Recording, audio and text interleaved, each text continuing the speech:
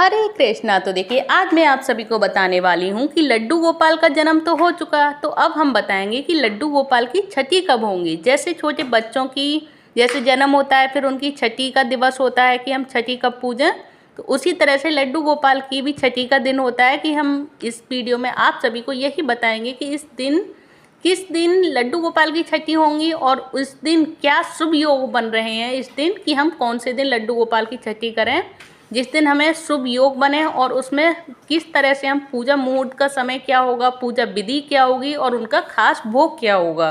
तो इस वीडियो में आप सभी को मैं यही जानकारी दूंगी कि इस दिन क्या करना है, हमें किस तरह से पूजा करें भगवान की और किस तरह से हम छठी मनाएं, और इस दिन हम भगवान का किस तरह से और क्या क्या चीज़ों का भोग लगाएं जिससे कि भगवान हमसे प्रसन्न हो जाएं। तो चलिए देखते हैं। भगवान श्री कृष्ण के जन्मोत्सव के जन्माष्टमी के 6 दिन बाद भगवान के बाल रूप यानी लड्डू गोपाल जी की छठी मनाने की परंपरा है, और इसी दिन बाल रूप यानी लड्डू गोपाल की जो छठी मनाई जाती है, तो उसके लिए हम जानेंगे कि छठी कब है, पूजा का शुभ मुहूर्त कितने बजे है और पूजा विधि क्या है, इस दिन क्या हम भगवान का खास भोग लगाएं। तो हिंदू धर्म में जब किसी परिवार में किसी बच्चे का जन्म होता है तो उसके 6 दिन बाद बच्चे की छठी पूजी जाती है। तो उसी तरह से कान्हा जी की भी जन्म के दिवस के जन्माष्टमी के 6 दिन बाद कान्हा जी की भी छठी पूजा होगी। तो वो किस तरह से होगी, तो जिस प्रकार 6 दिन बाद छठी संस्कार होता है, संपन्न किया जाता है, तो जिसे आम भाषा में छठी मनाना कहते हैं। तो सर्दियों में छठी मनाने का यह रिवाज भगवान कृष्ण भी जन्म के 6 दिन बाद भी मनाया जाता है।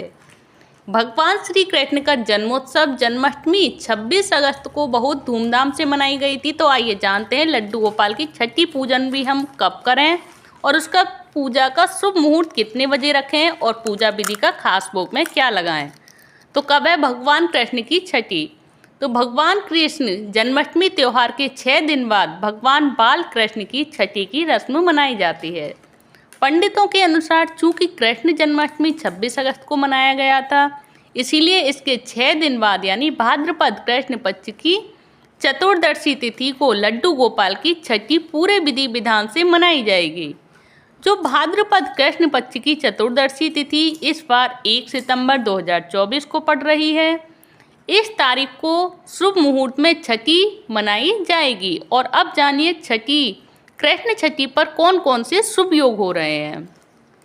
तो जिस दिन और जिस तिथि को बाल गोपाल की छठी मनाई जाएंगी यानी भाद्रपद कृष्ण पक्ष की चतुर्दशी तिथि को बेहद जो शुभ संयोग बन रहे हैं, हिंदू पंचांग के अनुसार 1 सितंबर 2024 को रविवार का दिन है, जिसमें कान्हा जी की छठी पूजा होगी। इस दिन मिलेसा और मघा नक्षत्र का संयोग रहेगा।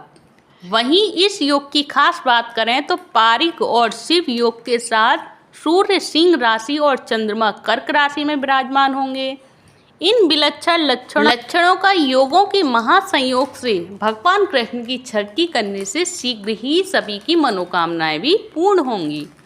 तो कृष्ण छठी का पूजा मुहूर्त क्या होगा। धार्मिक आचार्यों और पंडितों के अनुसार छठी संपन्न करने का सबसे सुंदर दिन और सुंदर मुहूर्त सुबह का होता है, इसीलिए ब्रह्म मुहूर्त से लेकर सूर्योदय तक इसे संपन्न कर लेना चाहिए। यह समय अवधि श्रेष्ठ मानी गई है, लेकिन यह बाध्यकारी नहीं है।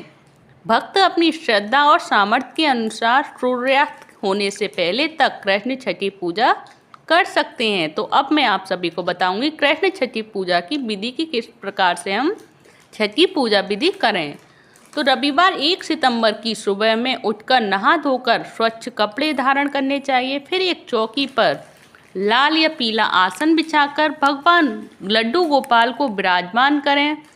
इसके बाद इसको पंचामृत से स्नान करवाएं।